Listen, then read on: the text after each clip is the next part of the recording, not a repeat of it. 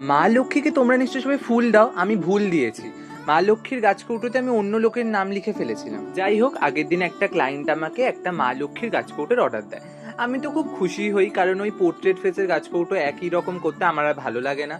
তা আমি খুব মনোযোগ সহকারে মা লক্ষ্মীর পোর্ট্রেটটা করি। তোমরা দেখে জানো হ্যাঁ কেমন লাগলো। আমার তো নিজের পার্সোনালি খুব মিষ্টি লাগছিল।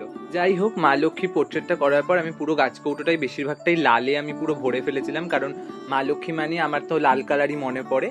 আর তারপর দেখো আমি বেশ একটু ইউনিক কলকা করার চেষ্টা করেছিলাম। কলকাগুলো তোমাদের কেমন লাগলো তোমরা নিশ্চয়ই জানিও।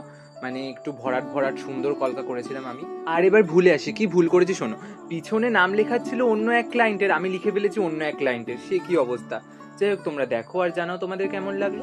এসো মা লক্ষ্মী, বসো মা লক্ষ্মী, থাকো মা লক্ষ্মী ঘরে ঘরে। এসো মা লক্ষ্মী, বসো